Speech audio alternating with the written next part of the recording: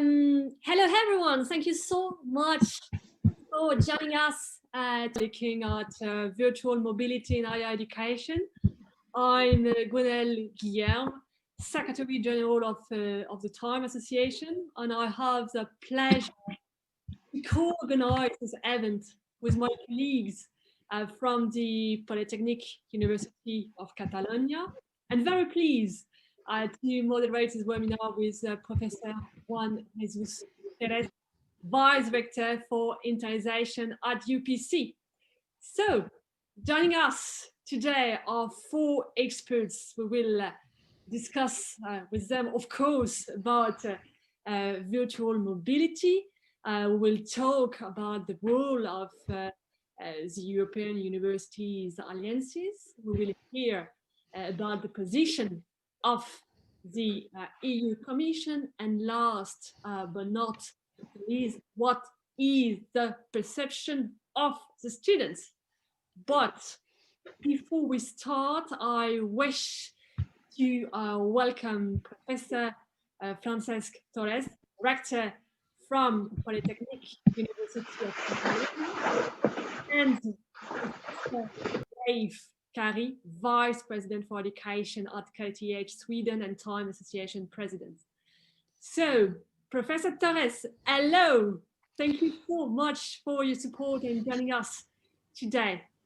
Good morning, my pleasure. Thank you. So we leave the floor to Professor Torres, do we? Great. Thank you. Thank you. Good morning, you all, dear colleagues, dear friends. Welcome to this seminar on virtual mobility, a critical assessment organized jointly by the UPC and the Time Association that conforms the academic component of the Time General Assembly. We would like it to be organized in a face-to-face format, but unfortunately, the pandemic situation advised us to organize it online. We sincerely hope that we can meet in person in the very next future. For us, hosting the Time General Assembly, the year that our university, the UPC, celebrates its 50th anniversary, is an excellent opportunity to demonstrate our commitment for the internationalization of student curricula, and more specifically, an acknowledgement and recognition towards the Time Association for its role and achievements demonstrated all along these last 30 years. The topic of this meeting today, virtual mobility, has been a topic of discussion in some academic forums in the past connected with the digitalization process. However, nowadays it is a hot topic, a very hot topic of discussion, included in the higher education institutions in all agendas. There are two driving forces that have made the topic a very fashionable subject of discussion. First, the pandemic situation that has forced students during the past and present academic years to be involved in a blended education scheme, a mobility scheme. Second, the interest of the European Commission to increase mobility and at the same time to make it greener. So the goal of this seminar is to critically analyze the advantages and disadvantages of having students involved in a virtual mobility scheme.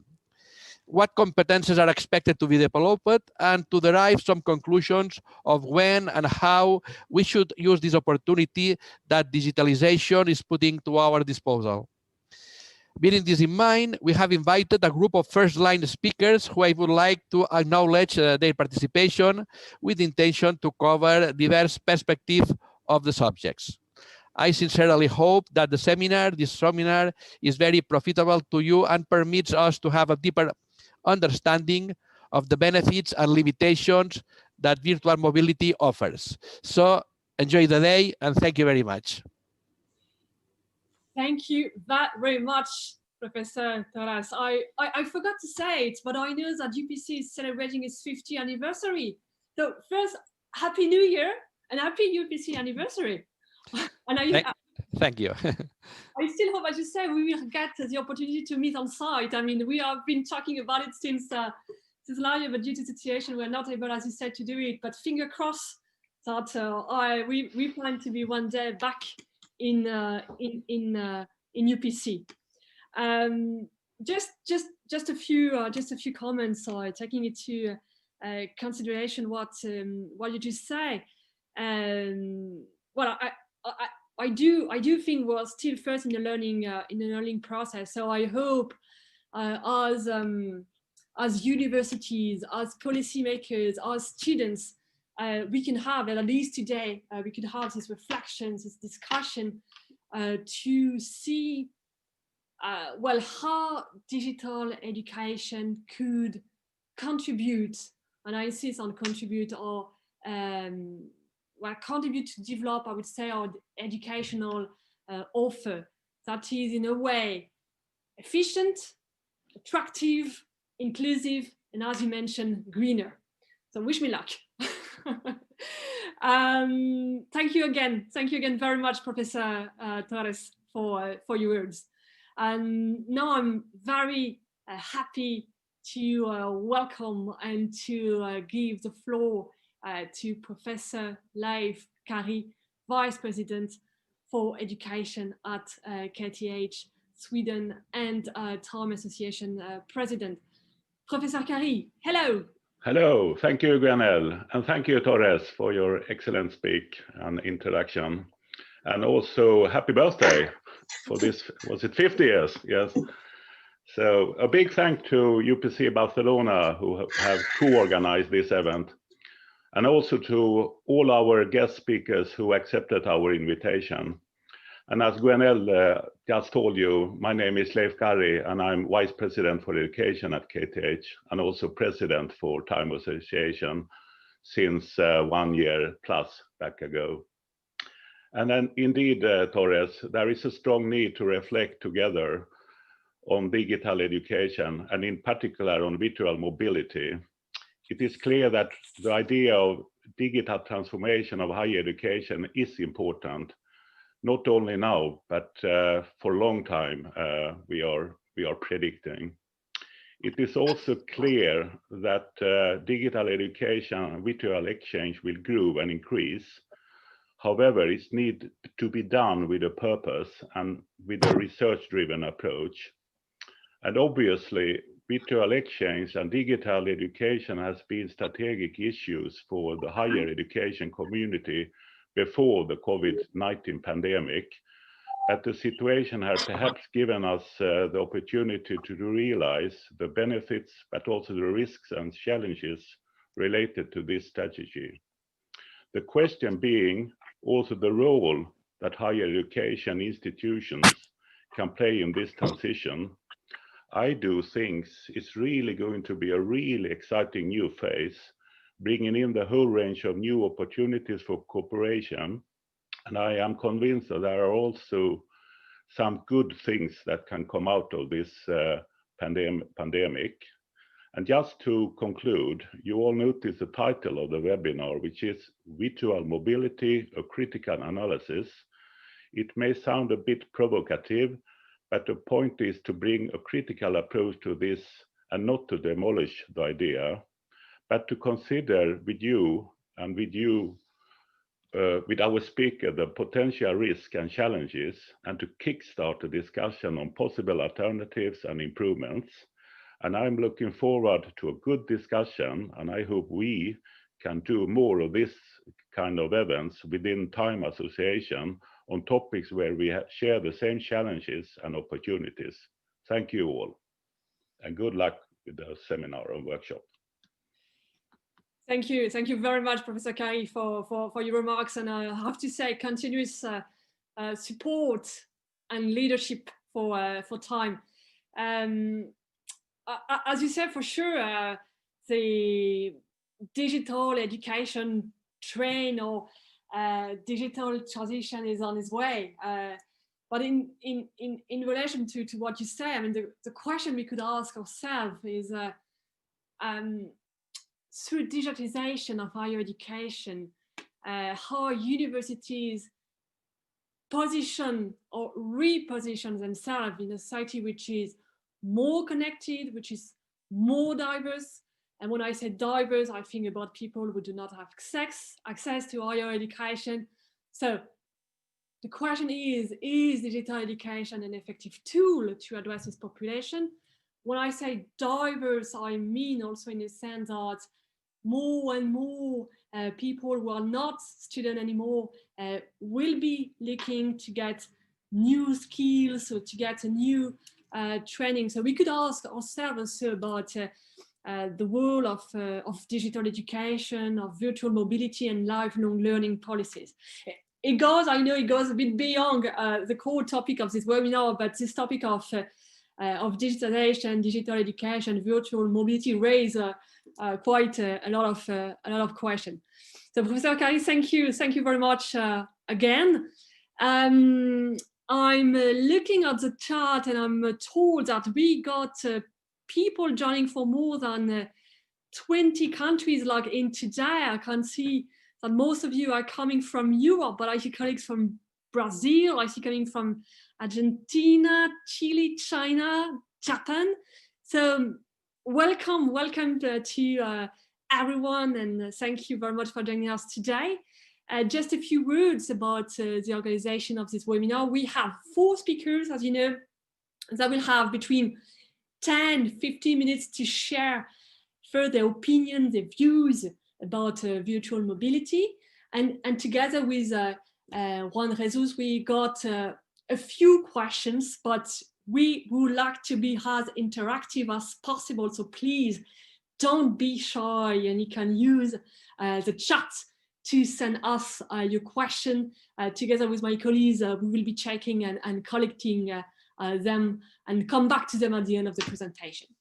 So to get us started, I would like to welcome our first speaker, Professor Dorothy Kelly, Vice Rector for Internationalization at University of Granada and coordinator of the Arcus European University Alliance.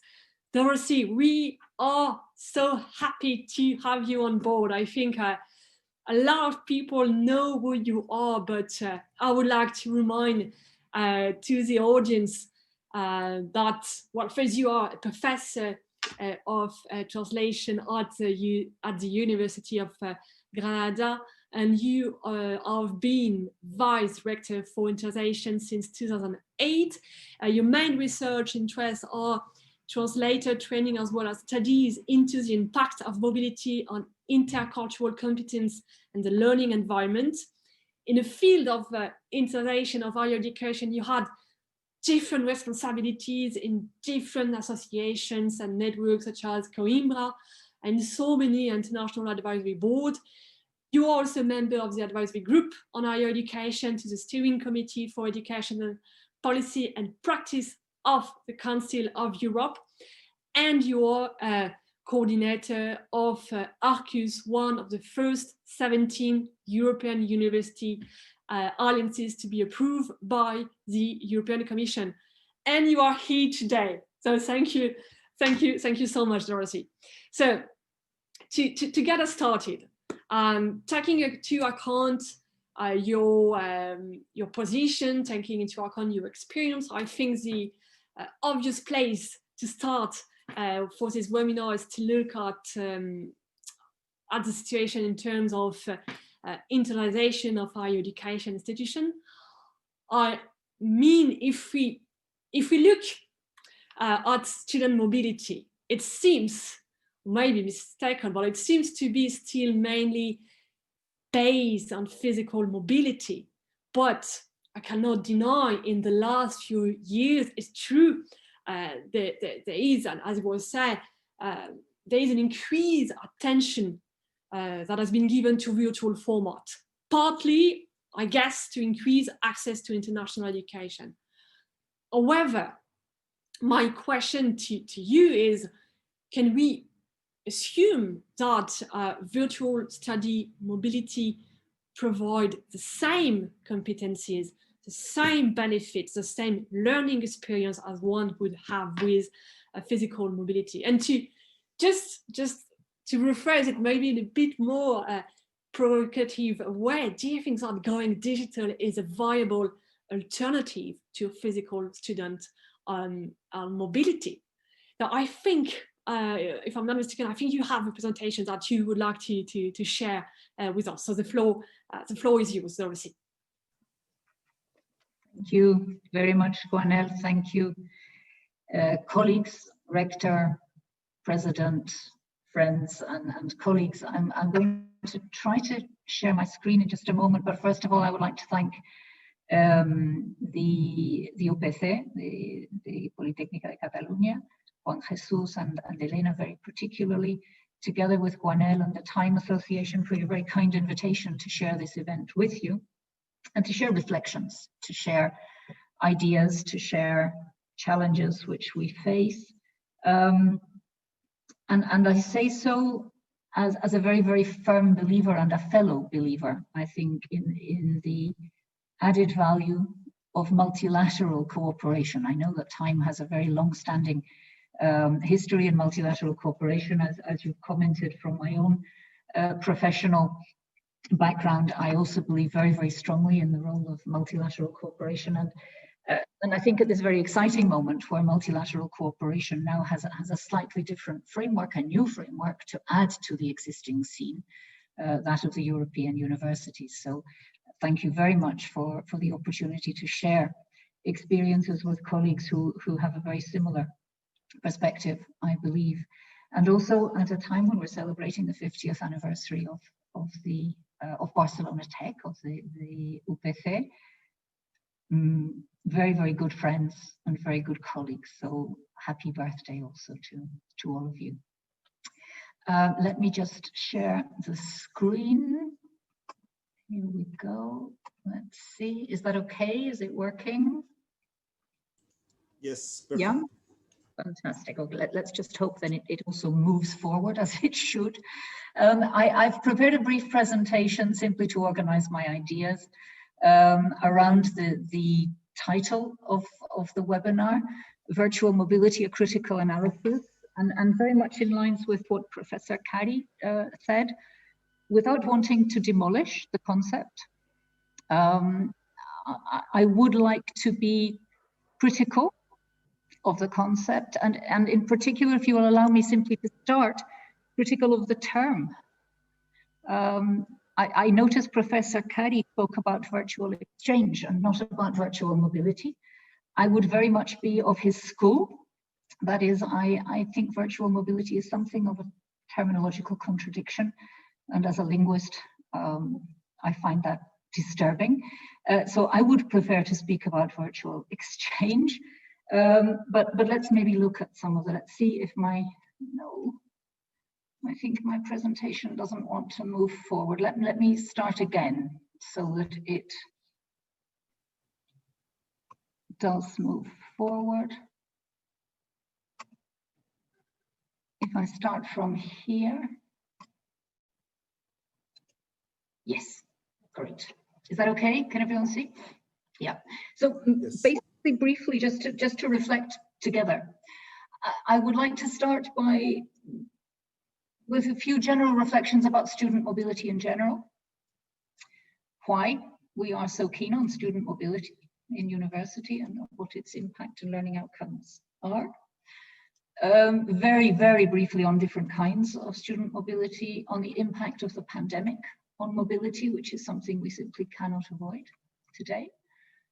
A couple of terminological issues, and then to come a little bit to the center of what I would really like to discuss, internationalization for all, and the role of virtual exchange in internationalization for all, followed by a brief comment on European universities and some concluding remarks.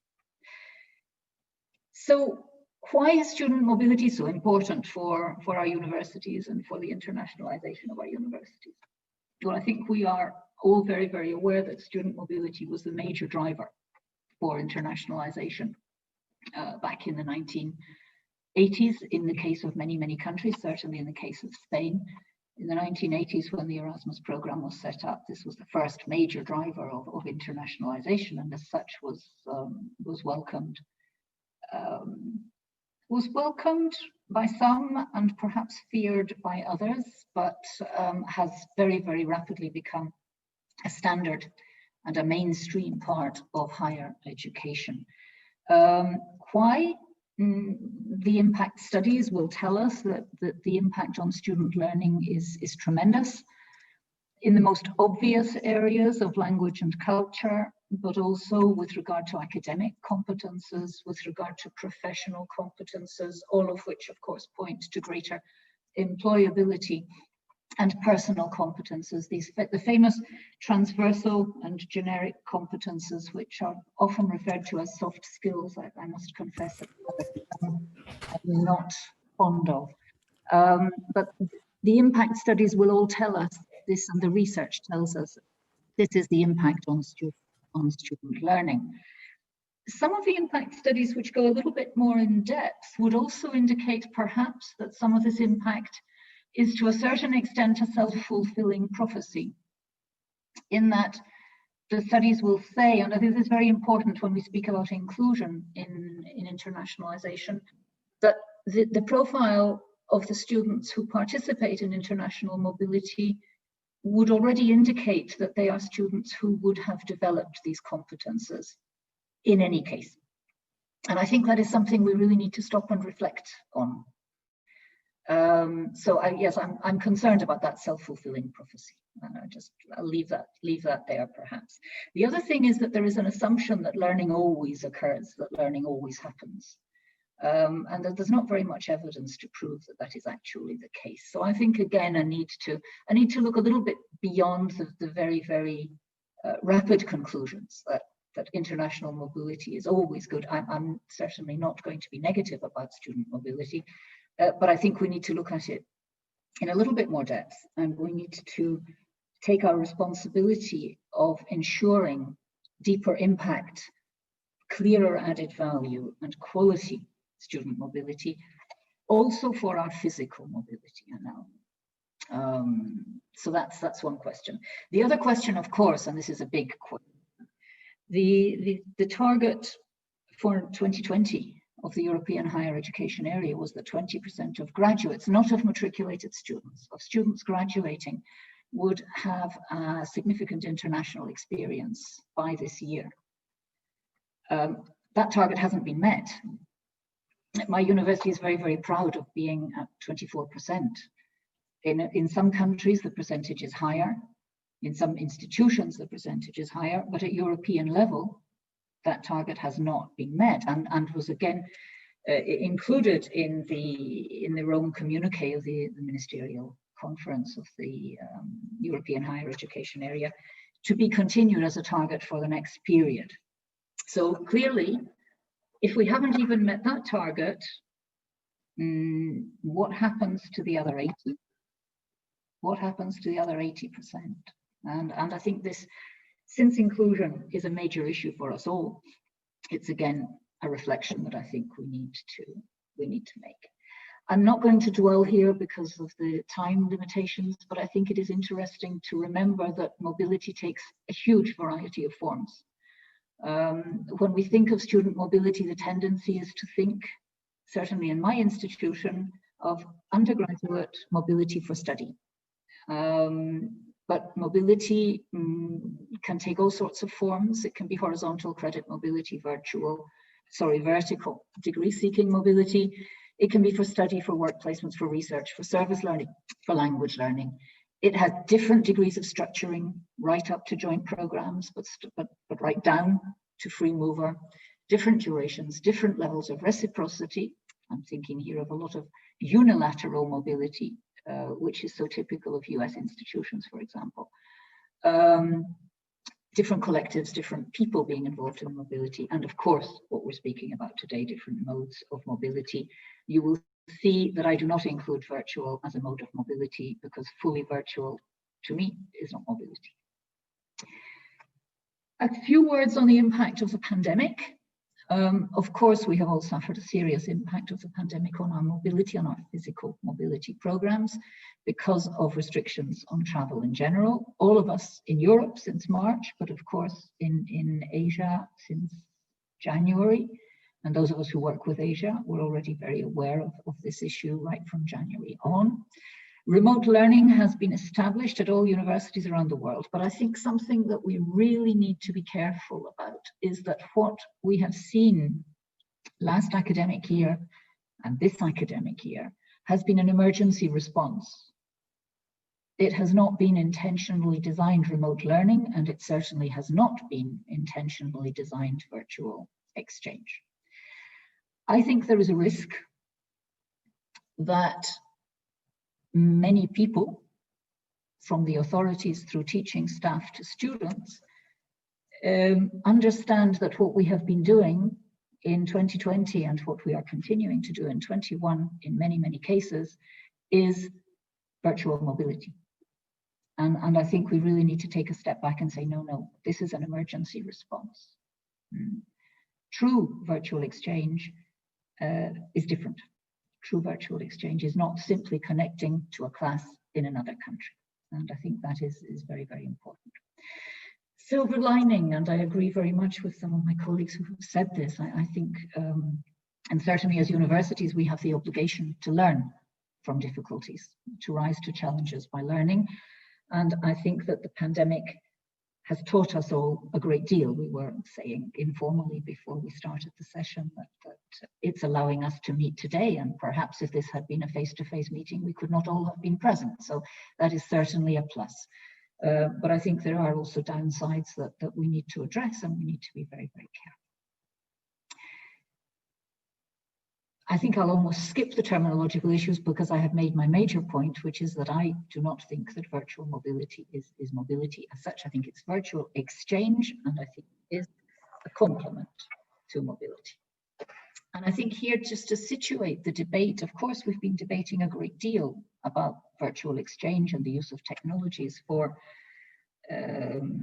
internationalization during the pandemic, but this debate is not new.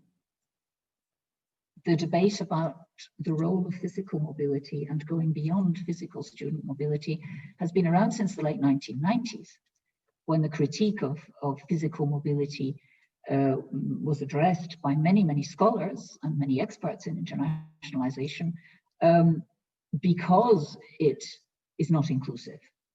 The Green Agenda came a little bit later. Some of the Green Agenda on student mobility, I think, is a little unfair, because a student who travels once to be abroad for a year isn't really having all that much of an impact, I don't think, on climate. There's a much greater impact if we travel every week for a short meeting. So I think, I think there are degrees of environmental impact in mobility, and I think to think of long-term student mobility as having a serious impact is perhaps not entirely fair. However, what is very definitely the case is that physical mobility has been a slightly elitist, a rather elitist instrument for internationalization. Scholars have looked at various different approaches to internationalization for all: internationalization at home, internationalization of the curriculum, comprehensive internationalization are some of the terms that have been used. But basically the idea, and I think the idea that we all need to take on board, is that these are not mutually exclusive. It would seem, on reading some of the literature on internationalization at home, that some colleagues are even sort of against student mobility. I think what we need to do here is be inclusive ourselves and understand that we have a series of different instruments which we can draw on in order to have more inclusive internationalization. Our multilingual and multicultural classrooms, which of course require some mobility to have taken place at some point. Teaching through other languages, and I'm not going to say English here, I'm going to say other languages. I don't think we should be reductionist here either. International and visiting teaching staff, internationalized content, literature, case studies, internationalized methodology, and of course for many, many, many of these, technologies are a plus. Virtual exchange, particularly when it is well designed, and when I say well designed, I think one of the essential adjectives here is intentional. Not something that just happens, but rather something which we have intentionally and systematically and in a collaborative form designed, such as the COIL methodology, which many of you will be familiar with, designed initially at Albany in the United States. A brief comment on European universities. I know Elena is here, and Elena and I have had many, many discussions on European universities, as Juan Jesus was also commenting, and I've been at meetings with many of you, Gwenelle included, around this issue. One of the things that I think we need to look at in the European University Initiative is this I think it's the only quantitative target, Elena will correct me if I'm wrong, which appears in the whole call.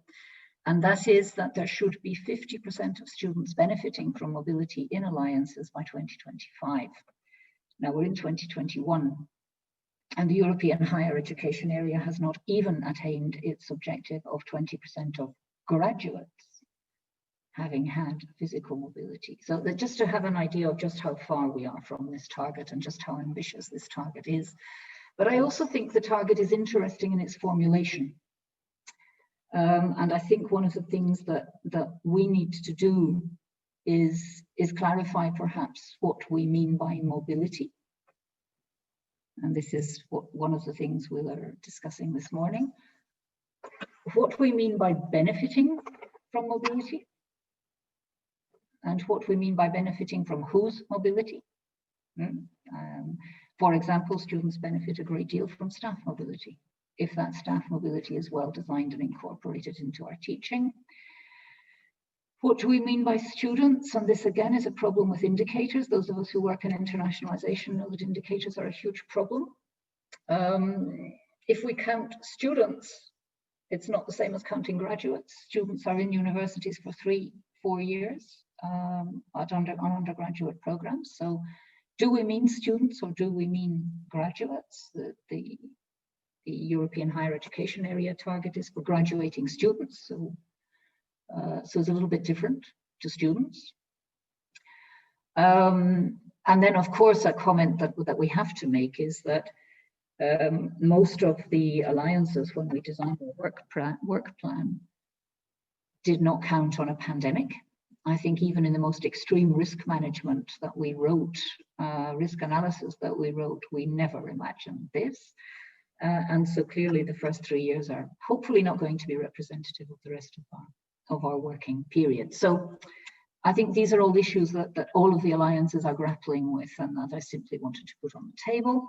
One of the first things we did in the ARCUS Alliance was to sign an open mobility agreement so that we went a little bit beyond the typical interinstitutional agreement where student mobility is organized degree program to degree program.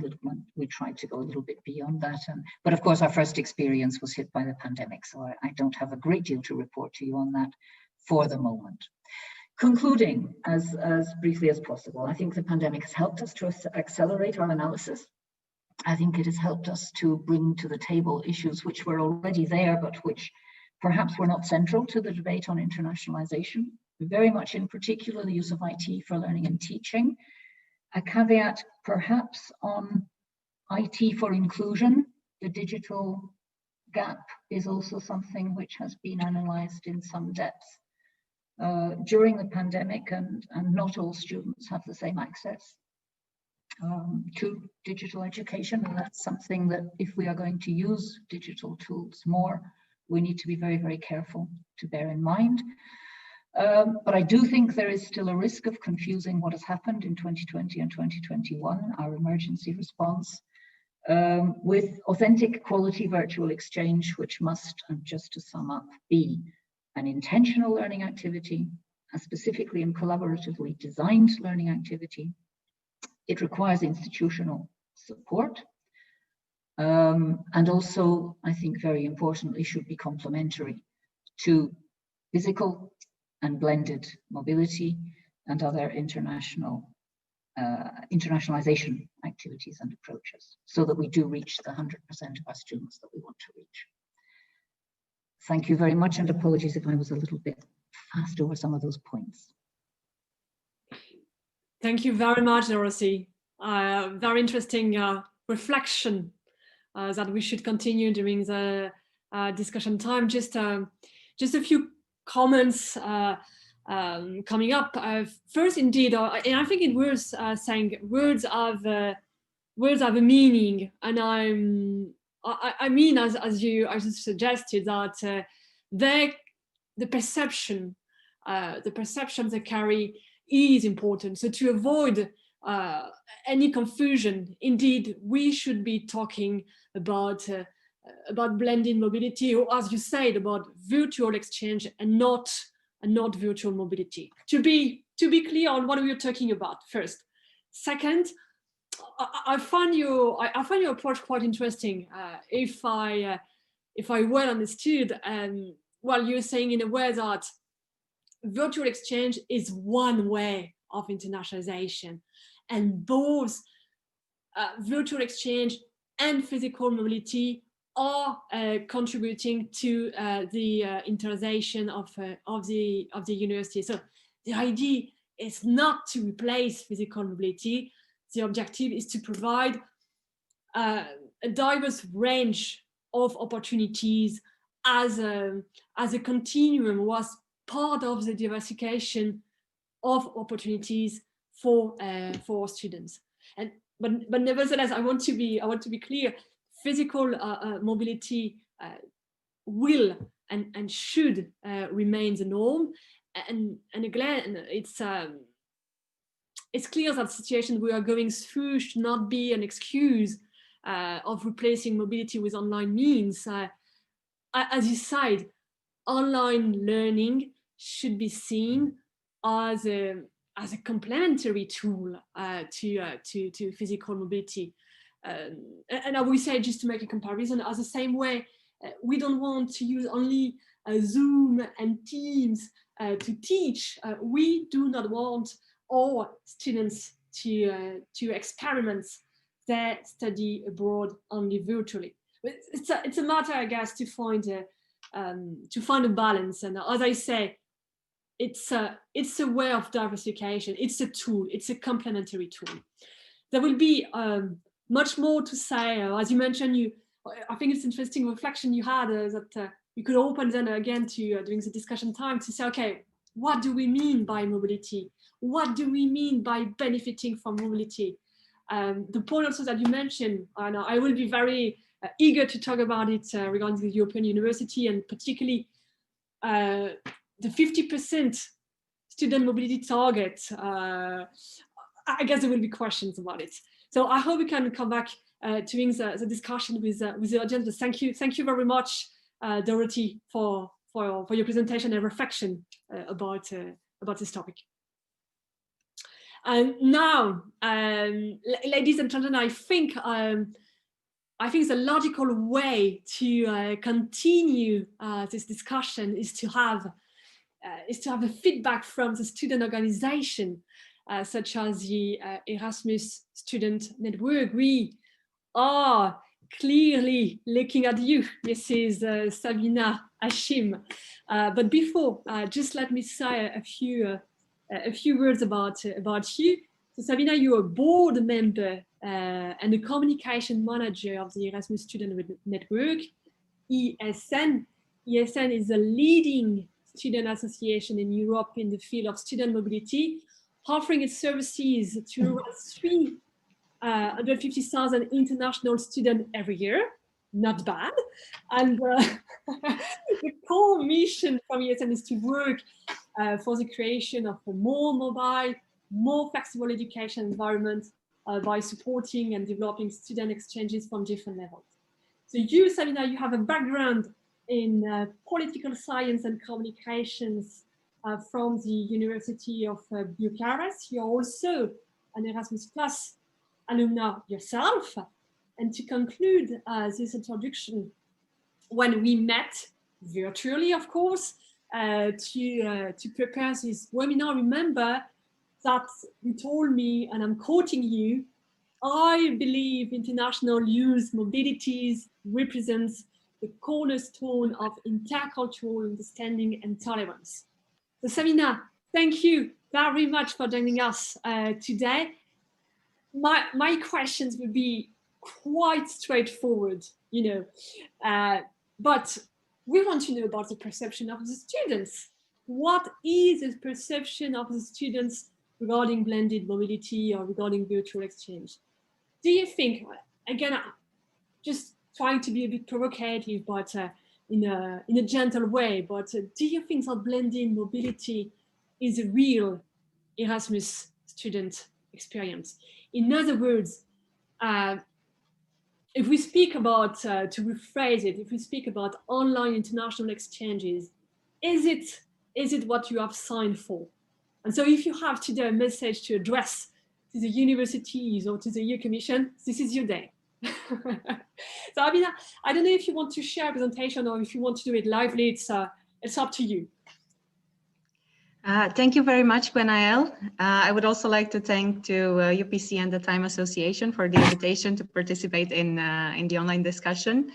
Well, there was this talk in the beginning that we would actually wish to be together in a physical environment, in a conference room. But I think that maybe there's no better format for both welcoming and criticizing the virtual exchanges. So yes, here we are. I would also like to thank Dorothy for pointing out some very relevant insights. I will not have a PowerPoint presentation. I will tell you directly what we believe as ESN and as international students. I want to also, like Dorothy, tackle the topic in force, pointing out the term virtual mobility is an oxymoron that should be avoided as it can lead to confusion. Many things are lost in translation, right? So mobility experience is by definition physical and not virtual. And if there's no physical movement taking place, then there is no need to call it mobility, to use this term. Virtual exchange or simply virtual learning, online classes would be suitable terms to define the subject of our topic. And towards the end of February, the Erasmus Student Network plans to launch a position paper on this exact topic. Then I'm really happy you are asking also about the blended mobilities proposed in the new Erasmus Plus program. And I think, because we're having a critical analysis here, that we need to separate the blended mobility from the virtual type of exchanges. Because when we talk about these virtual exchanges, we talk only about an online format, not also a physical format that comes in combination with the online one. So the blended mobilities proposed in the new Erasmus program are different. In ESN, we consider them as an enabler of opportunities for those who, for a reason or another, cannot leave their residence for a longer period of time. The blended format allows for new audiences to take part in mobility, and they also offer not only the academic aspect of learning, but also the informal learning provided by the time and clear experience abroad. Last year, at the end of 2020, at the end of, March 2020, so we were in the beginning of the pandemic, almost 2/3 of the students' mobility period in Europe continued, and half of them moved to online classes. We understood since then, through COVID impact research that we conducted, but also from many direct conversations, many messages that we received, that doing their international exchange online is not at all what the Erasmus Plus students signed for. So there was a very big disappointment for this, very quick move. But as Dorothy mentioned, we need to understand the pandemic version of blended mobility is not the one put into place in this Erasmus Plus program. It was only, to quote, an emergency, yes, an emergency format. So discussing with our members across Europe, we have members in 42 countries. We understand that the newly proposed blended format is received actually with appreciation, but also a lot of curiosity. Because this is something new. This new proposed format is actually something new, and we understand pros and cons. When it comes to a very important aspect in Erasmus, in international exchanges in general, is the impact that this exchange has on those participating in it. And we believe that the impact of a fully digital format in exchanges cannot be comparable to the physical one. Virtual learning cannot complete with physical mobility, but it should be seen as a complement. And indeed, this is to point out, this is a very useful complement. It's important, and I think we have to learn to use it even better than we are using it now. We always had the digital possibility, for example, to have preparatory courses for those that will go in exchange, but we never use that. But this is a very good way to combine and use even more in the future when we will not be obliged to stay home.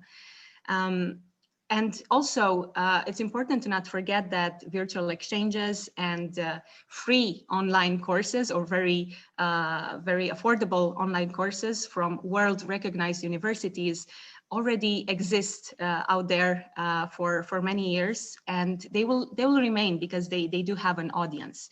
So we should not look towards transforming Erasmus into something that already exists. I see myself as right now as very lucky to have had the chance to actually participate, to go in exchange for a year, one full year in another country. I was in Poland, and maybe, you know, this is the cliche, but ever since the decisions that I took in my personal and my professional life were actually formed by this experience that I had. I understood things. I understood how important it is to me to live and work in an intercultural environment. This is why right now I moved to Brussels and I work with people from hundreds of cultures, probably, as we work with the volunteers of our network. And from a research conducted through the Erasmus Jobs Project, we found out last year that Erasmus Plus students' main developed skills during their time abroad are adaptability, teamwork, and there's actually a long list of other transferable skills highly valued by employers in the world, in any field. And the same information, so this is confirmed, comes from the Erasmus Plus Impact Study, which says that 9 in 10 former Erasmus Plus students report gains on skills demanded in labor market, such as adaptability, interactions with people from other culture, communication, intercultural competences. And from the same impact study, we know that 93% reported to have improved their ability to take cultural differences into account. And 50% of the Erasmus Plus students reported that after their mobility, they stand even more against discrimination, intolerance, xenophobia, racism. So this is such an important achievement. And as Erasmus Plus has an international dimension, we're not only in Europe, it would be impossible to achieve the crucial skills that foster social cohesion by only online interaction alone. And we also know that the weaker the European identity prior to the mobility, the larger the gain experience during the mobility. We also know this from the impact study. And also going to non-neighboring countries further increases these gains. So these are great information to think about in the context of this topic. And as we understand it, virtual learning is one way of internationalization of higher education. The other one is student mobility. So we simply believe that we have to separate those two methods. Something else that I could mention, because you were also talking about this, Dorothy also was mentioning this, is the inclusion aspect. Yes, it's very important, and we also know that it's one of the priorities in this new Erasmus program that it's starting this year. So asking ourselves if virtual learning is a real inclusive way of increasing access to international education, the short answer would be yes and no.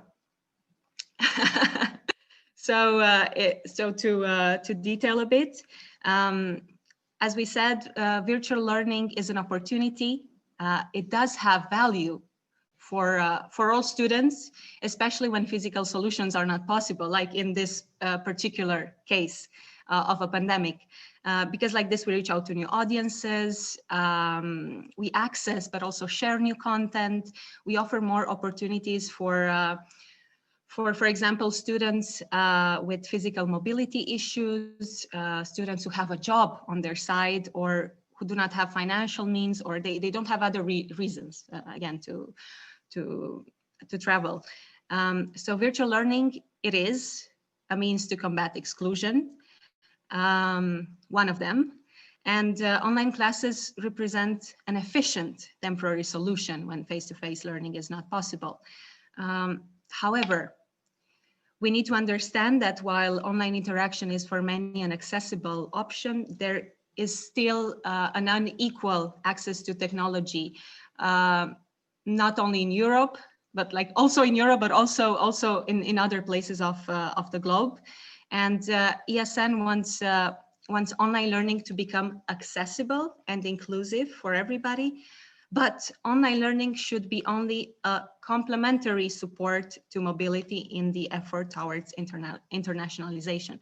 So something that I feel it was already out there, we do not want the physical mobility to be replaced by online means. We want to make mobility accessible for everyone.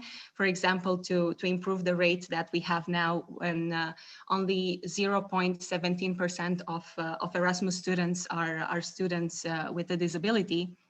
And we also know from different researches that students with disabilities want strongly, like any other students, to participate in mobility. So yeah, we would like to make this possible before accepting, yeah, it's let's go into online for these students. If I don't know if I'm still allowed to say a few words or not. Yes, thank you.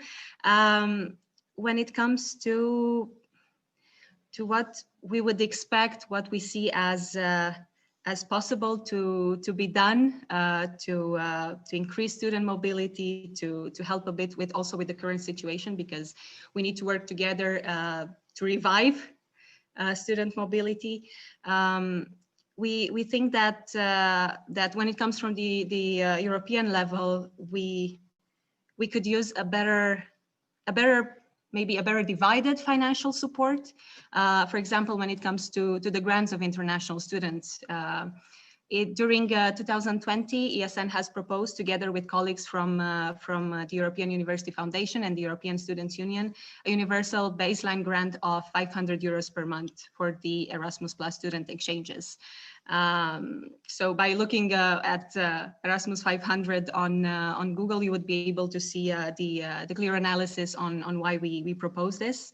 And we also know that virtual learning is also costly, because we need technology, we need platforms, we need to re-educate teachers. It's not okay, it's in online, then it's free for all. There are a lot of requirements, including for the Erasmus Plus coordinators. It's not only on the receiving side. They need to be there to supervise procedures. Sometimes maybe it's even more work, considering you take people from an area of comfort. So we want this online learning to become inclusive and accessible for everybody. But again, we're also fearing, such as Dorothy said, that we should not take from the money that goes to physical mobility. We don't want online learning to become the norm. So we want to enhance student mobility, and on top of that, to find resources to improve online learning. And we also think that this focus on virtual interaction in the past year taught us more about digital possibilities, what we left unexplored, and this newly accumulated knowledge can be used for the blended approach that it's yet to be installed, let's say. So yeah, also a request that we would have, let's say, something that we really wish is for this new Erasmus program to be clear that the only valid mobility options are when students move from one country to another and not take fully online exchanges into account in any KPIs that are reported. And yeah, we need to work together, our student organization, European institutions, and universities, and any other higher education institutions. We need to work together to make sure that mobility stays the norm, and to help revive and give trust in student mobilities in the years to come. Thank you. Thank you very much. Thank you very much, Sabina. Very interesting discussion. Just a few words. First, we should indeed never forget about the student experience. You mentioned a different impact of the student physical mobility. I won't come back to it. I think we're quite aware, but it was interesting indeed to underline it. We understood your message also, saying virtual mobility is not the right terminology, and it's not even a mobility. We got it. You mentioned also, and something I wish we could discuss further with the audience, you mentioned the topic of inclusion, of access. And for sure, inclusion, whatever we are talking about, physical or blended mobility, should and cannot be underestimated. And I think Elena also will mention it when she will talk about the new Erasmus Plus program. But definitely, I mean, inclusion has been a constant priority of any policies of the EU Commission or communication. No doubt about it. But as you said, the question, and I think the complexity of the equation, is how to reach these students.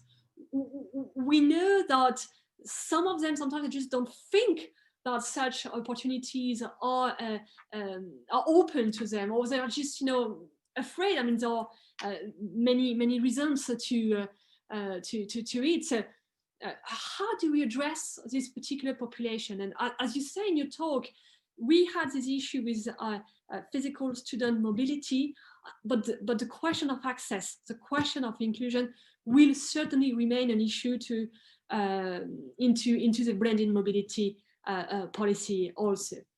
And last, and there will be more to say, but just last point, we hear your message to the policymakers, a need for better financial support, and you were clear also to say, okay, if I mean, fully online exchange should not be taken into account as a mobility. So it should not be as an indicator as a student mobility. Very clear about it.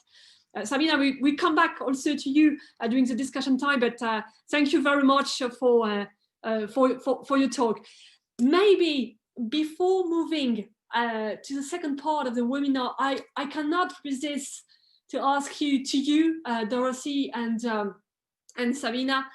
I have a question, because I see that there are today many people. We have professors, we have director of international affairs office. Just by curiosity, and very in a very short way, can you just give us your impression about? Do you think that there's still a willingness for students to go abroad? Do you think we'll go back to normal once the crisis is over, or do you think that things will dramatically change? I don't know who wants to start with this question. I could start if you like. I'm sure Sabina also has information on this. I am convinced that there is still a thirst or a hunger, whichever metaphor we prefer, for physical mobility. And I am pretty convinced that we will recover the level of mobility which we had. It's going to take some time, because I think it is also important that any mobility which takes place with all the guarantees, with all the health guarantees and so on. So it's going to take some time, and I think we should be patient. What I think we should definitely, however, learn from this is it's not just a case of going back to where we were, but let's take on board all of these new opportunities that we have identified. Let's remember that when we speak, and we speak so eloquently in favor of physical mobility, and I'm a very, very firm defender of physical mobility, but it is only benefiting at present directly 20% of the European student population. And I would like us to think about the other 80%. So this is not black and white. This is not, we defend physical mobility so we don't do anything else. No, it is, we want to defend physical mobility, but it's only one tool in our toolkit. And we really need to move forward with higher quality mobility, but also with the whole toolkit. We need to use the whole toolkit. And in fact, Sabina, can I just say, I would be very much in favor of intentional, systematic, collaboratively designed virtual exchange being counted as a major KPI for internationalization. Mobility is not an end, it's a means. Yeah.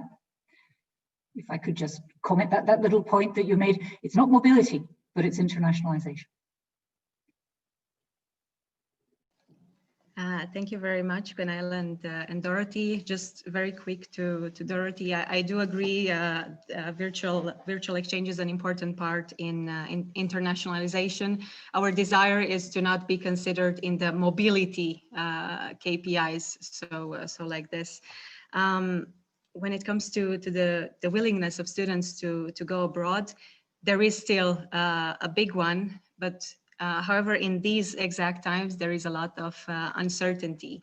From our volunteers in the network, so discussing without having any clear numbers, we understood that in the autumn semester, the number of mobilities went down at least 50% from what they used to be in the previous years.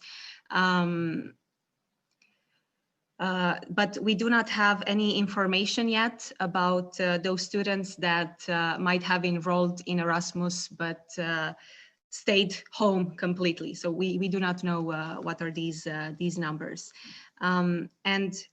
Right now, this is actually interesting because right now there are still outgoing students, so those around 50% from other times that I mentioned, who really do not want to miss the chance to physically live in a new country, to explore parts of the culture that in this situation are still available between the health limitations, and make those 2-3 friends that they will share an accommodation with, because everything is for their self-development and for challenging themselves. That's why they're still going abroad, even if they are risking this hybrid exchange where they go abroad, but they still stay in front of the computer for the educational part. But they do want that list of benefits of mobility if they can still get it. And after the pandemic, we foresee an even bigger thirst to explore and experience different perspectives, languages, cultures. But again, we are aware that all actors together need to work to revive the mobility, to make it clear what mobility implies, to support students and make it accessible. And concerning virtual exchanges, again, because it can be a good addition, we hope that these virtual encounters that are happening right now, when young people interact with other cultures, we hope that these will only increase the appetite for students to conduct later on a physical exchange, be it for studies or for traineeship or for work.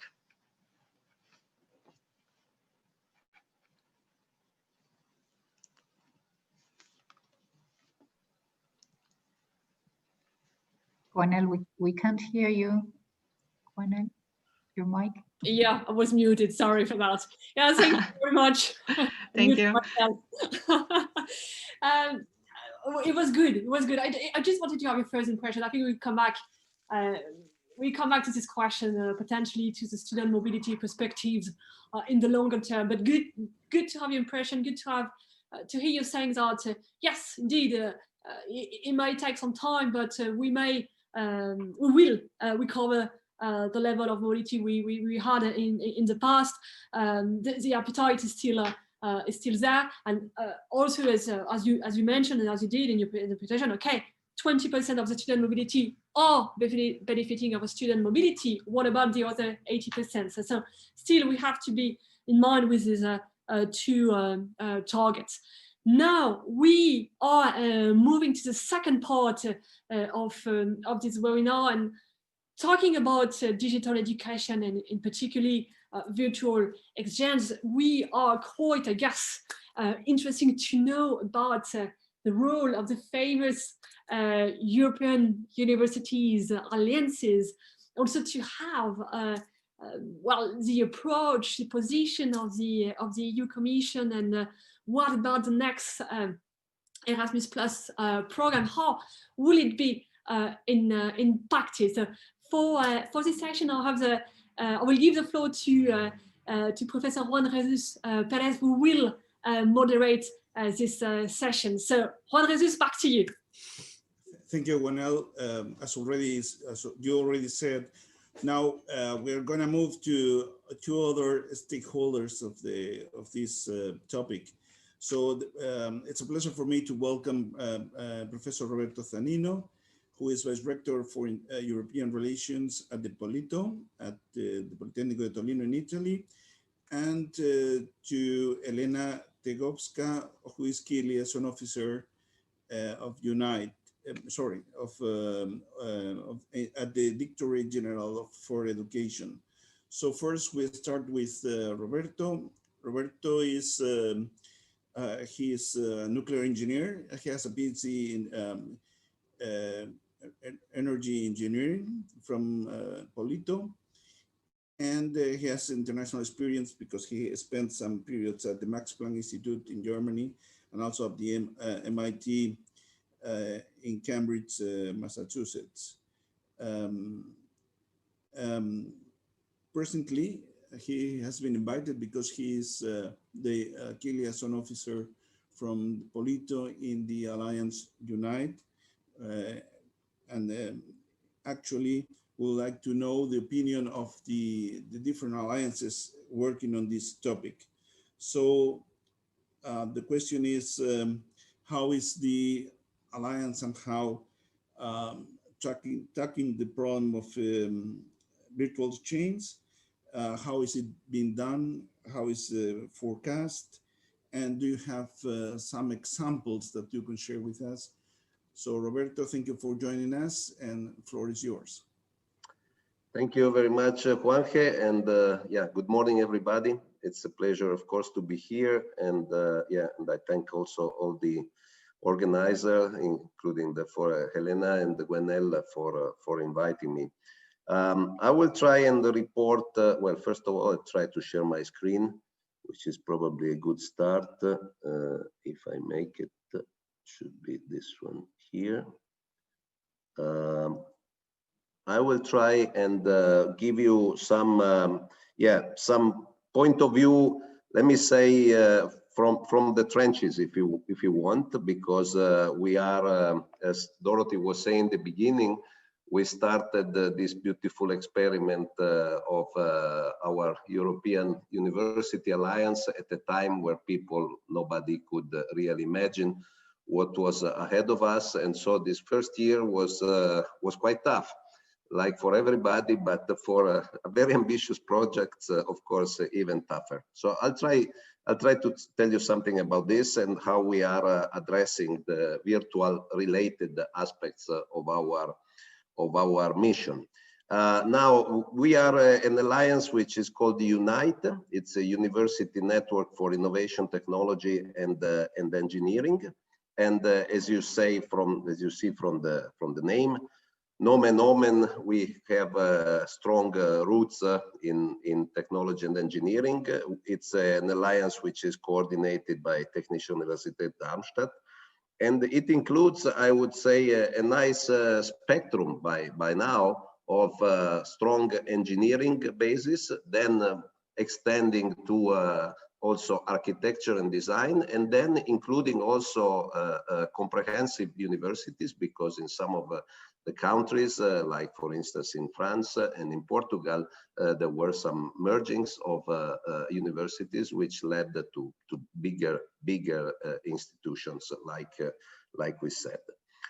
So let me try and just give you an idea of what is a little bit our timeline, so how we see our past and the future as far as we can see it. The roots of our alliance are in the cluster network, which is leading universities of science and technology. So all of our 7 universities are part of the cluster network. We are part of the first wave of European university alliances. So we submitted our proposal in the February of about 2 years ago. And we kicked it off, our university, which is one of the first 17, in November 2019. Now, I also like to mention that we have, of course, had another very important input from the European Commission, this time not from the DGAC, but from the DG RTD. And so they launched, as you know, dedicated to all the European University Alliances, the 41 alliances, they launched the ACE 2020 initiative, and we are going to kick this off for our alliance actually next week. So if we look at the map, this is the situation, and we span about 20 degrees in latitude, which is nice, from Lisbon to Helsinki and Stockholm, Scandinavia. And we span also 3 time zones in longitude. So I think it's a sort of rather comprehensive set of cultures which are included in this alliance with the strong technology DNA. Now, we will have our pilot if there is no extension or anything related to the COVID. Of course, the Erasmus Plus pilot ending in end of 2022, and in 2023, the end of the ACE 2020 pilot. And I put this bigger question mark here because, of course, I think there is well known for all alliances, people are asking themselves, what next? What's next? And so we are trying to, how can I say, stimulate a debate with the Commission about the future sustainability of these alliances, which I think is a very, very important, if not the most important topic that we could handle. Now, the way we are organized is just trying to give you a quick idea is shown in this cartoon. So we have a governing platform, of course, led by UNITE president, which is currently Professor Tanja Brühl, the rector, the president of Technische Universität Darmstadt. We have currently the managing of the whole alliance on the shoulders of a steering committee, which includes 7 representatives, and this is also at the same time a first seed of what will be the academic forum foreseen by our charter, which will include also 7 student representatives and 7 representatives from other stakeholders like staff, but perhaps also other external members. This is coordinated by a secretariat. We have so-called dialogues, which are events with the periodicity of about 6 months, in which the whole, first of all, the whole Erasmus Plus project community is meeting, and then, which is the meaning of this red arrow, also the UNITE ACE 2020 community will meet. And of course, each of these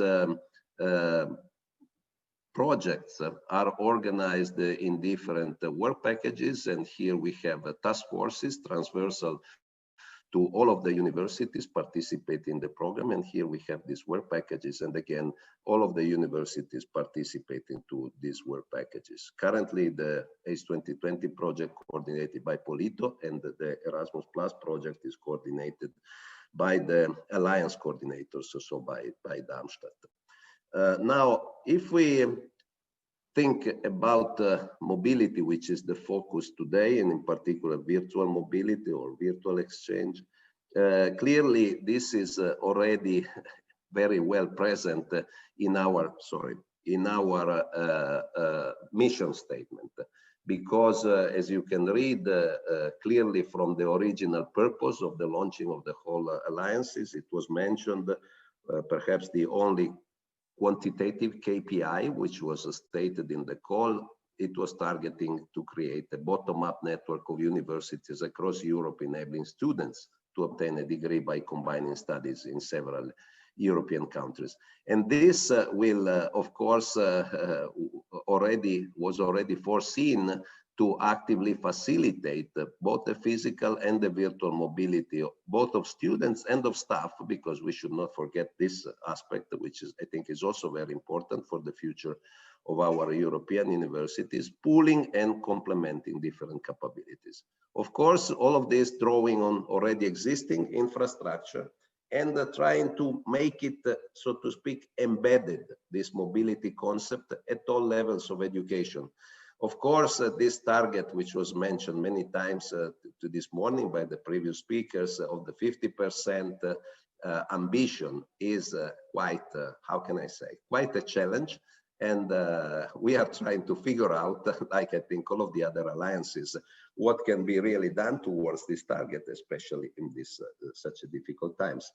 Now, the way we look at the mobility is really permeating I would say, basically all of the different work packages in which our project is organized. So touching aspects like you see the quality, of course, trying to develop joint mobility centers, student welcome centers, global language centers. We have an entire work package devoted to virtual campus with a special emphasis on the development of a digital mobility platform, which, by the way, we plan to integrate in a single environment, not only for the purpose of mobility, which is Erasmus Plus task, but also for the purpose of joining together, developing a sort of agreed and combined research and innovation agenda in the ACE 2020 project. Then we have, of course, a teaching and learning academy work package where models for flexible study paths are going to be developed, technologies for innovative pedagogies, teaching and learning academy again itself. We have two work packages entirely devoted to mobility, one for the mobility of the students, another one for the mobility of the staff. We have a work package on the PhD, which is also strongly involved with mobility, with organization of summer schools, etc. And we have a PhD work package devoted to regional involvement and innovation, which is also involved with the mobility, because of course, in the context of the lifelong learning, we should like to think about the possibilities to offer mobility opportunities also beyond the standard track of the Bachelor or Master of Science or PhD. And finally, last but not least, of course, fundamental role of the communication part, the dissemination part, which is also related to organization of events, and we will come back to this. Now, if we look at virtual exchange from the point of view of the Erasmus, we know, I took this from a certain reference here from the European Commission. We have information since long time and relatively recently in the framework of Erasmus, it was launched. Universities can offer these virtual exchange activities as optional courses according to this definition, through which they develop transversal skills. And this is based on a complementary way with the physical exchange programs, which was mentioned also by the previous speakers. This program aims to prepare, deepen, and extend physical exchanges. So it is repeatedly stated in a clear way. Clearly, the current definition and especially the implementation of virtual exchange in UNITE is forcedly different. So I try to give you a little bit of flavor of this in this UNITE Goes Virtual slide. The first point, which is what I will dwell on for most of the rest of my presentation, is a program which we call the Unite Virtual Exchange Credit Program, and it is a pilot project on energy. So we will spend some time on this. But I also would like to mention that this is not the only direction in which we are moving to try and increase our virtual capability offer, because we are also offering virtual short-term programs like those which you see quoted there.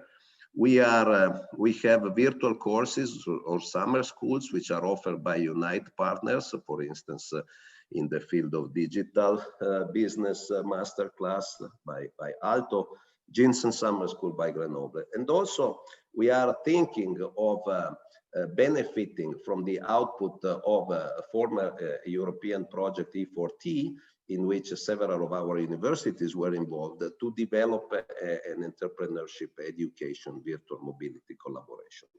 Now let us focus on the pilot project on energy.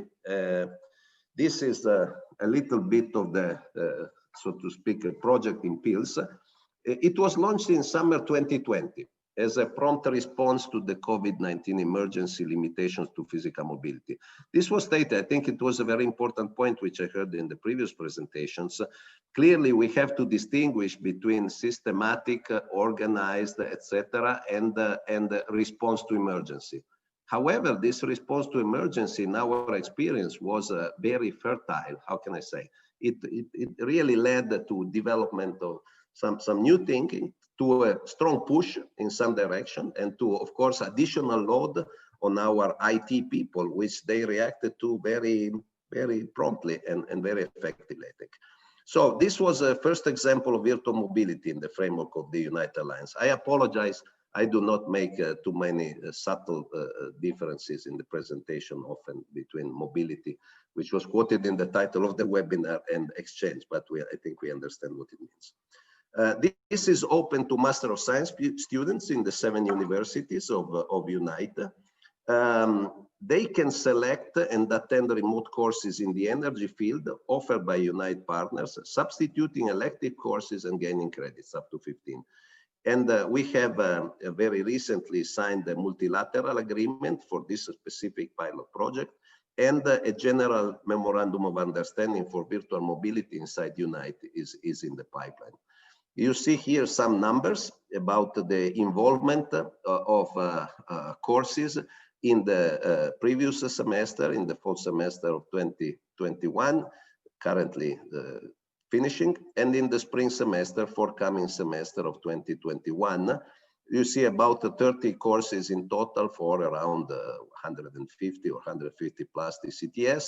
Basically, all of our universities are involved, and the UPC will join the project in the next academic year. Now, some comments, some lessons learned, and some challenges, I think, because in a critical view, we need, I think, to highlight these points. I think the main innovation which we offered with this is that students can attend courses offered by more than one Unite university in the same semester, achieving credits while attending courses, still attending courses also at their home institutions. Number-wise, this involved about 50 plus students in the first semester, and a similar number is expected in the second one. As next steps, because this development is clearly strongly modular, we should like to extend the energy pilot to other areas, and we have already identified such areas like artificial intelligence and architecture. We also have in the pipeline other offers of virtual short-term courses and summer schools, etc. Lessons learned. Well, I think communication is at the heart of the matter, and this needs to be improved, both from the inter-partner point of view, but also in the intra-partner, and especially perhaps in some of our members of the Alliance who are organized in schools, and also this communication is of course pushed quite a lot by this kind of initiatives. And last but not least, the communication towards students. These communication aspects we learned affect, of course, not only the selection process, but also the output of the whole effort. For instance, we are recording, keeping track, of course, of the dropouts which we're having, and trying to understand which are the reasons, which include initial difficulties, difficulties at the beginning of the courses, which apparently these students, probably already quite under stress, did not manage to really handle properly, higher workload and different contents than expected, and others. Challenges, we have a series. Of course, quality, because you start something with big enthusiasm and responding to emergency, but then as you go along the road, you want to develop a strong quality framework to make it really valuable. Other challenges, completely non-negligible challenges, the question of exams.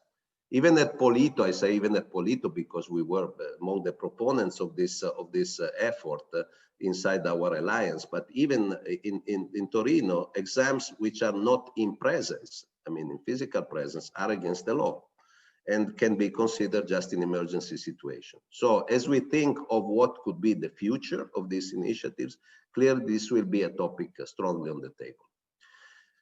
Other challenges, harmonization of procedures, local rules which were originally based on physical mobility, etc. This is, of course, a general challenge of European universities. We are doing our best. We are trying to identify, we feel this is sort of multi-level problem. So there will be a multi-scale problem. There will be a scale which can be solved and addressed at the level of a single university, possibly a scale which can be addressed at the level of thanks to the interaction inside the alliance, possibly a higher scale where we'll need to ask the help of the Commission, I think, to convince also our local or national governments to introduce changes if we really wanted to make this for real. And then, of course, a general challenge, which is the engagement of faculty and governing bodies in our university in these efforts, because these efforts are quite expensive, they are quite complex, they are complementary to a number of other efforts which our universities are carrying on in their own agenda, and so we need really to have this thing going. Of course, we are talking about this academic year. What will be the story in the next academic year is clearly a major strategic question, which is currently under discussion.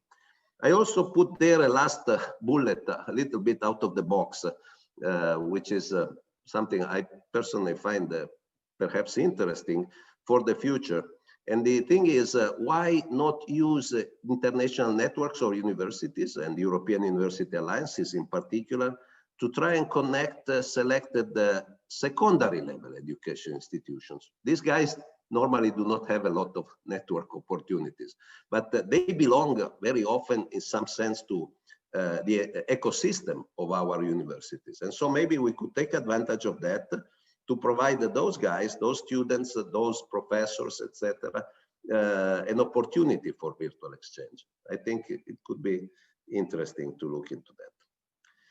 Coming to my last slide, you know, Gwenelle likes to ask provocative questions, as she said this morning. And in fact, she asked this question about the comparative question. Can we assume that virtual mobility provides the same competencies, benefits, and learning experience as one would have with physical mobility? Clearly provocative, but we like provocation, you know, so we try to answer. Virtual at present, basically the only mobility available, we know. And as we heard, should return to be complementary to physical mobility. However, well, virtual will also offer a sustainable, it was said, inclusive, I agree with Sabine, inclusive to some extent, because we know accessibility is not always there, but inclusive, certainly better than other, means to us access and provide opportunities to a much broader population of students and staff. And the list is exactly what was quoted before. We have students and staff which have family responsibilities, which might have disabilities, which might be in economic hardship. For all of this, even in a virus-free future, clearly virtual offers something which is probably much better than nothing. The virtual mobility experience will help students and staff to acquire useful skills for their professional working life, I should, how can I say, underline, in a changing world. We know the working habits have been impacted dramatically. And some of these working habits and tool and attitude, etc., like the different forms of smart working and so on, are probably going to stay, not just end and go back to normality in former normality in the future. So I think this is also something which is probably worth looking at, because receiving some training of work in a virtual environment in an international context could be very helpful for our students and also for the staff for their future possibilities and opportunities in the world, in the job world. And last but not least, clearly it is difficult to provide a full experience, which should include, as we heard, and as we should repeatedly state, I think, and confirm, general cultural and also social aspect. I call them traditional because in the meanwhile, you know, while we're talking, the world is changing. Our students, especially since they're much younger than most of us, changing much faster than we can do. And so new social type of interactions are developing besides the traditional ones. Nevertheless, it's difficult to provide the full experience as physical mobility did for what we call today the Erasmus generation. But, you know, Unite hopes to make a contribution which in the future can be called significant, we hope, both from the technical and the pedagogic points of view to the development of these virtual initiatives in education and possibly beyond. Thank you very much for your attention. Thank you very much, Roberto, for your nice presentation. And obviously, everybody's looking at the results from the European universities, and you presented what Unite is working on. I'm sure that the other alliances are working similar things, but with different perspectives. So yes, we should take this an example. Obviously, the blended mobility, which are the scheme that is in functioning right now, is probably the most obvious outcome. But everything related with virtual change needs to be worked out in a real creative way. So thank you very much. So we now move to the next speaker, who is Elena Tegovska. She's a team leader at the Erasmus Plus Higher Education Directorate General for Education, Youth, Sport and Culture of the European Commission. So Elena is worked for the Université Libre de Bruxelles and at the international office, working in promoting and developing European projects. And also she has experience working on non-governmental sector and civil society organizations in the Balkans. Before giving the floor to Elena, I'd like to remind that by 2025, the European Commission stated that the spending time abroad to study and learn should become the norm for young European citizens. And we know that the European Commission is preparing intensively the next Erasmus Plus program. So Elena, when it comes to the digitalization of student mobility, can you let us know about the vision of the European Commission? Can you tell us a little bit about the Erasmus Plus future program, and in particular regarding blended mobility? Will the new Erasmus Plus program be impacted by the pandemic situation? So Elena, floor is yours. Thank you very much, and thank you for the invitation today and the possibility to share with you where we are with the design of the future program, what the objectives are. So I will share my screen. I will introduce to you a little bit our priorities. And I see here that I have an issue with sharing my screen. Maybe Gwenael or Juan Jesus, if you can put my presentation and show it, would that be possible? Well, can you try? Okay.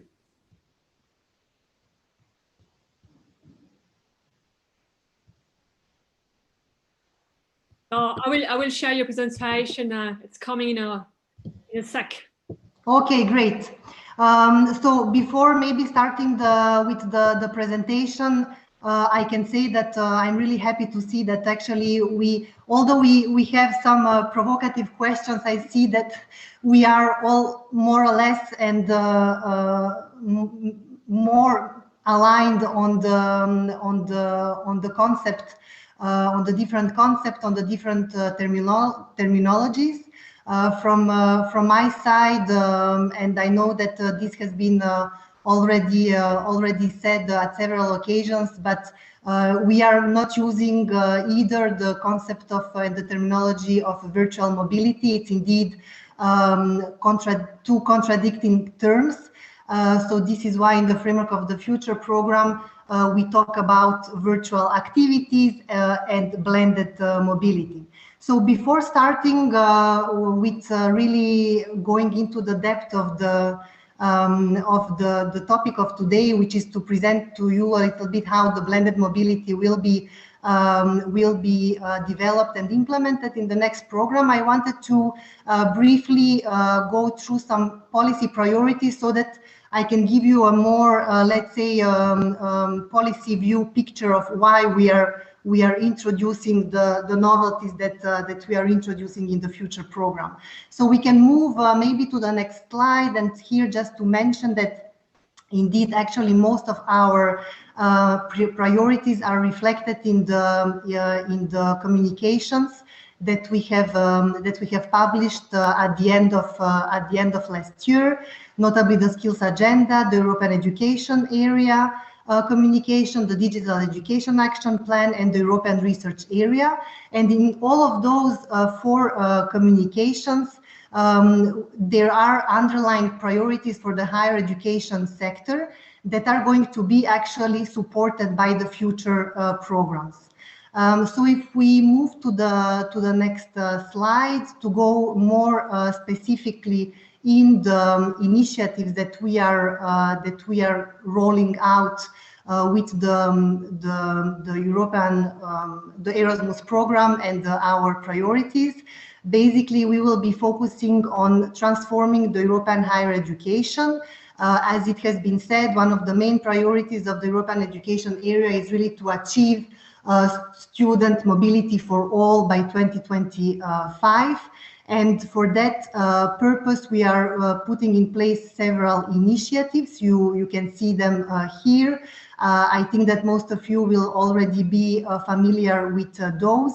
But just mention here to say that the future program will indeed support the full rollout of the European universities, including a scheme for ensuring a sustainable funding of the European universities. We have also work undergoing on setting up a true European degree. We work on the legal statute, but also on the micro-credentials and on modernizing the quality assurance systems.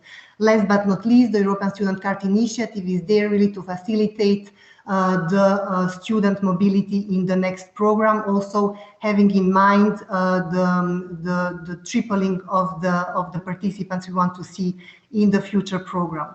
So if we move further down to the presentation, more specifically, what do we talk about when we talk about policy priorities in higher education? Well, really what we want to achieve with all our initiatives that we are currently working on. but also, of course, with the Erasmus Plus program, is really to have a more strategic and structured cooperation between the universities in the future program. And then here, obviously, we count on the European Universities Alliances, and we work together with them to really achieve this level of deep cooperation. Of course, also with the support of the member states, with whom we are really on a regular basis in order to work on putting down all the legal, administrative, and financial obstacles that are there at national level. We are also putting as a main priority to stimulate innovative learning and teaching practices, and this you will see that the blended mobility is one of the ways to reach this objective. But of course, inclusive and digital approaches and activities are at the core of any of our policy priorities and initiatives. So the idea is to foster much more inclusive approaches, not only for mobility, but also for cooperation activities, but also to support digital capabilities for the higher education sector, and this mainly by fully rolling out the European Student Card initiative, but also by supporting students and staff for the development of their digital skills. So if we move now to the next slide, how are we going to reach all these objectives? Well, our main funding arm, let's say, of all these policy priorities is the Erasmus Plus Future program. And it has at its core the objective to be more inclusive in every aspect of its activities and its objectives. And for that, of course, for the inclusiveness of a program, it cannot be reached by one single activity or one single element. I think it's a combination of different factors that we are trying to put in place in order to reach this inclusiveness of the program. And amongst those, here you have, it's not an exhaustive list, but to mention only a few, well, the new Erasmus Charter tackles and highlighted much more than the previous one, the need for the higher education institutions to set up inclusive practices in terms of promoting, but also selecting their students for mobility. Of course, we are going to introduce more flexible mobility formats, and I will come back to this point just in a few seconds. Automatic recognition is to become a norm rather than the exception. We know still that recognition is still an obstacle for some students, and impeaches, if you want, really a real inclusive and accessible program for some of the students. We are reviewing the grant system as well there to find the right balance between having an inclusive program where with higher grants, but also reaching out to as many students as possible. The European Student Card Initiative, I mentioned it here. The idea is really to have a one-stop shop for students to facilitate their mobility experience, but also to facilitate the management of student mobility for the universities and decrease the administrative burden there so that they can really focus on providing quality services to their students. And then the improved online language support, of course, is part of that, as well as the European Universities Initiative. And we will also going to be publishing a specific inclusion and diversity strategy in the framework of the future Erasmus program to have a common understanding of what we, to come back on the discussion on the terminology, what do we mean when we talk about an inclusive program, what are our target groups, etc., so that we all have a common understanding of our goals. And if we move now further down into the let's say on the top content or element of the presentation, which is the blended mobility, of course, and which is going to be one of the novelties of the future program. I wanted first to explain a little bit why we have come up with this blended mobility concept? What are the objectives? And here really the idea is to boost the student mobility by supporting new and more flexible, innovative mobility formats. Here the idea is really to reach out to students in all study fields and cycles. We know today that the current Erasmus program is not reaching to students that are studying in, let's say, specific disciplines that are regulated at national level, such as medicine. For example, we know that those students cannot afford to go on a long-term physical mobility. But also our objective with the blended mobility is to encourage collaborative online international learnings between the participants and between the students with their professor, but also with people outside of the academia, so with enterprises, civil society organization, etc. And last but not least, really the idea is to support innovative ways of learning and teaching. So if we go to the next slide, how are we going to do that? And maybe before explaining the how, maybe I should say just a few words on what exactly will this blended mobility be. And actually the blended mobility, as it will be defined in the future program, will be a combination of a short-term physical mobility with a compulsory virtual activity. So when we talk about blended mobility in the framework of the future program, we will be keeping, of course, the concept of physical mobility. I think that we all agree that exclusively virtual activities cannot replace in any mean or any way the experience of having a physical mobility. So physical mobility will remain the norm. Here, the blended mobility comes as an additional and complementary activity to long-term physical mobilities. So how will this blended mobility be implemented? Well, essentially through in two different ways. Students will be able to undertake a shorter physical mobility with combined virtual activity through regular on bilateral basis, so through the regular interinstitutional agreements that are signed between universities. They will be able to agree that they are ready to exchange students also going on shorter term physical mobilities, where they would then in an obligatory way need to complement that mobility before, during, or after with a virtual component. And then the second way to benefit from this blended mobility would be through the development and design of blended intensive programs. And if we move to the next slide, what are these blended intensive programs? Well, they are short, intensive, and joint curricula and activities targeted at students, but also at academic and administrative staff. So more concretely, they will, let's say, be developed through short-term physical group mobility abroad. And as I said, they will need to be combined in a compulsory way by a virtual component or virtual activity.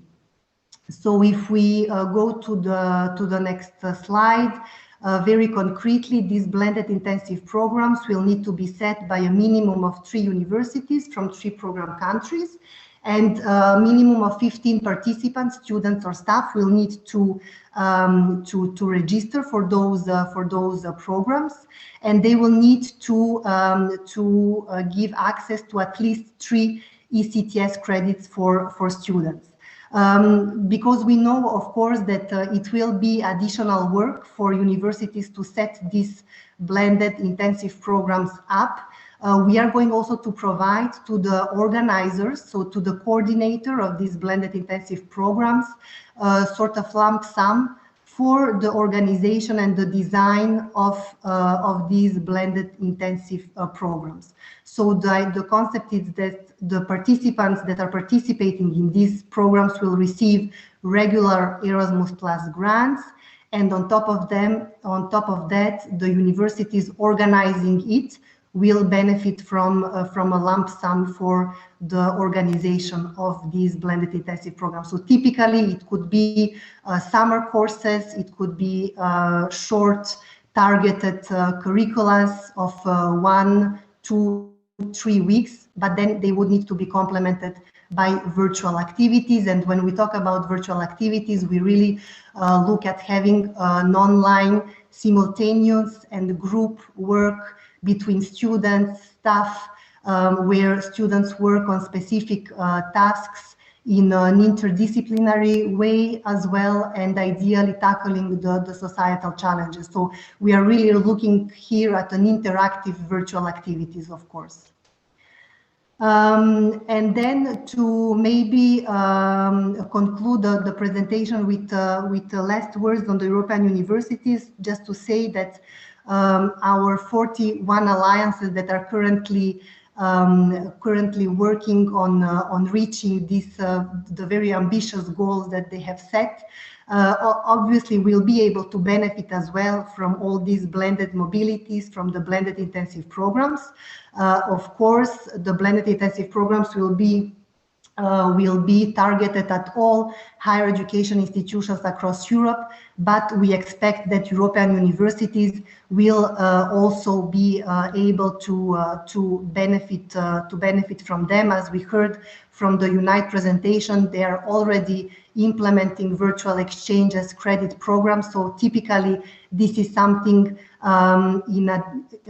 it's a let's say similar activities that are our objectives in terms of funding the blended intensive programs. And then a very last slide, because I see that time is running, but just to conclude also on the European universities and to confirm that indeed we are going to be rolling out fully this initiative in the next program. We are not going to have a specific call for proposal already in the first call, so in 2021, because we are currently working with the 41 alliances to support them to really reach their objectives. And then when we have enough, let's say, material to see concretely what is coming out from those alliances, we are going to continue with launching of the new calls, and in parallel providing sustainable funding for the existing 41 alliances for those that are evaluated or positively and submit a specific request for further funding. So that would be it on my side. I see that my video was not on. Voila. Yeah, and thanks again for the invitation. Thank you very much, Elena, for your nice presentation.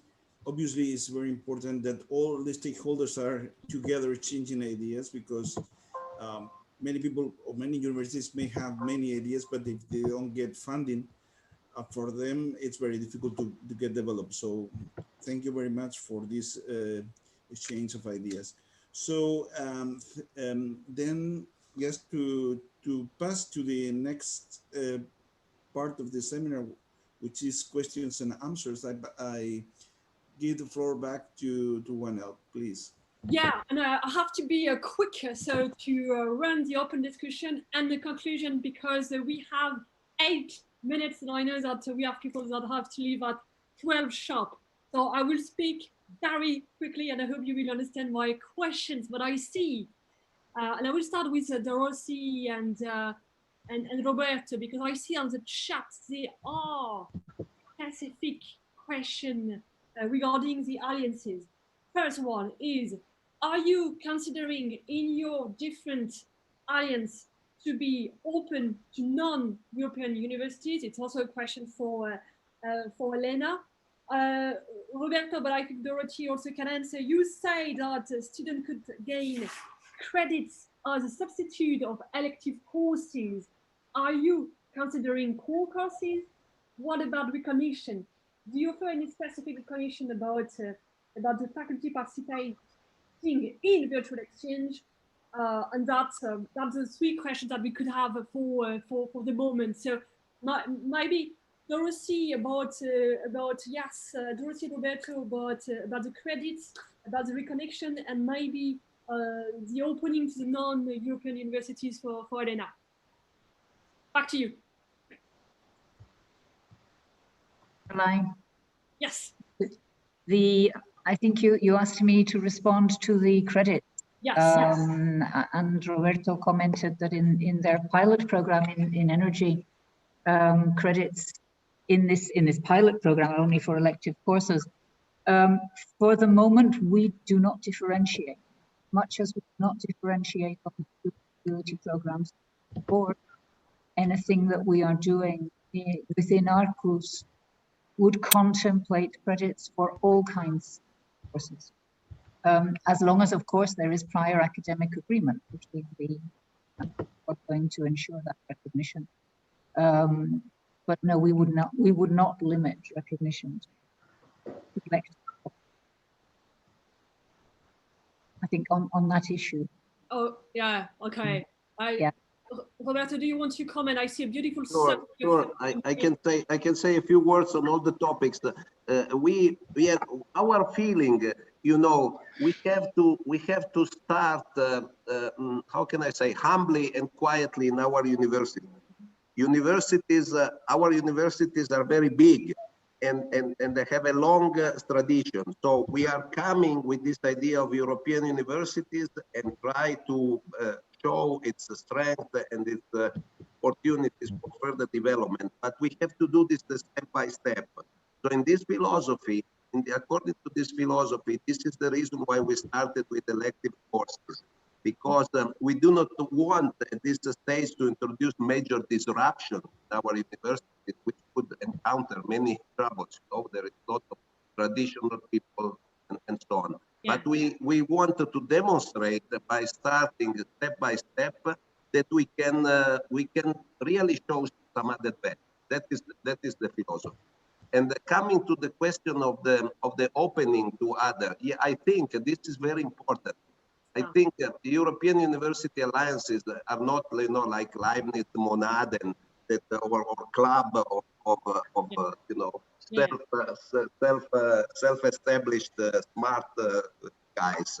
I think we have to be open, and indeed we are considering and thinking. We have even a little task force which is looking at how to develop the relations outside of our alliance as an alliance, not as a single university. Yeah. And actually, the ACE 2020 is a project is helping also a lot in that direction, because one of the key suggestions, one of the key dimensions of the mission was exactly how to establish, first of all, relation to other alliances, and then, of course, eventually also the relations to the rest of the world, in which we are very interested. Thank you very much, Roberto. Elena, do you want to comment? I will have two last questions for you, Elena. I mean, the first one is, he said, do you see, as Roberto was saying, do you see an opening of the European universities to, I would say, to the outside world, so EU, non-EU? And I know we mentioned it a lot, so I cannot resist to ask you the question. I don't know if you have the answer, but we said many times that EU universities are aligned to achieve a 50% target of student mobility. Roberto said it was quite shine as we, I mean, do think in some cases, but do you still expect alliances to achieve this target, or don't you think we should change the indicator? I don't know, would it be better to say, I don't know, 20% of physical mobility and 30% of virtual exchange? So the idea about, yeah, the opening to non-EU universities and this 50% target, Elena. Yeah, so for the opening of the European universities to the outside world, well, this is something that is under discussion, so I cannot give a very precise answer today. We are still in the co-creation process with member states and universities, so it will very much depend on the progress of those discussions. This being said, we totally understand and see the need of the current European universities really to open up to the outside world. So this is, yeah, as I said, pretty much discussions and ongoing discussions and work in progress. in that respect. On the 50% mobility target, yeah, thank you for bringing it up. Indeed, Dorothy mentioned that as well. I mean, again, it's a super ambitious initiative. It is a target. The mobility there, the 50% of mobility is really considered in a very large way. So it's physical, blended, but also virtual activities. So we don't have a very strict definition of mobility because we are in a pilot phase, because we want to test the different models that are being implemented in different European universities. So I think that for the moment we will stick to that target, but obviously accompany and support European universities along the way to the best of our capabilities in order for them to achieve as much as possible those set targets. Thank you very much. Thank you very much, Elena, for your complimentary answer to that particularly challenging point.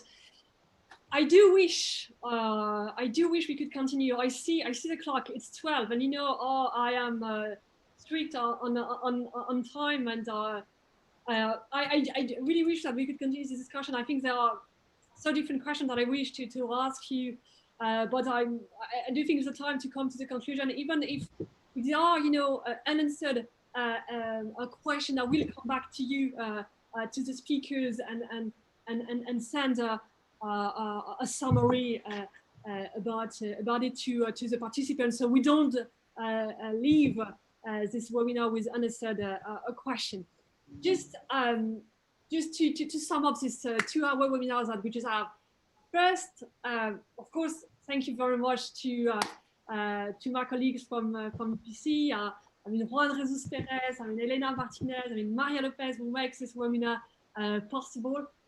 Thank you very much to the speakers. It was an excellent, I think, discussion, and an excellent presentation with different views from the higher education sector, from the policy maker. So thank you very much for indeed for your contribution and for your insight on that particular topic. Even if we went a bit beyond the virtual mobility, but blended mobility or virtual exchange, but I think, you know, the topics are interconnected together. To sum up very quickly our discussion, and that will be my conclusion. First, I think we can agree at least on that. There's a general consensus to say that blended mobility should be seen as a complement. Nobody claimed that will replace physical mobility with blended learning. It's a complement. Physical mobility will remain the norm, but it does not prevent us as higher education institution, as students, as policymakers, to discuss together how to make these digital opportunities as valuable and rich as possible. And we had some example today about it. We should not forget that also we are in the learning process at the moment.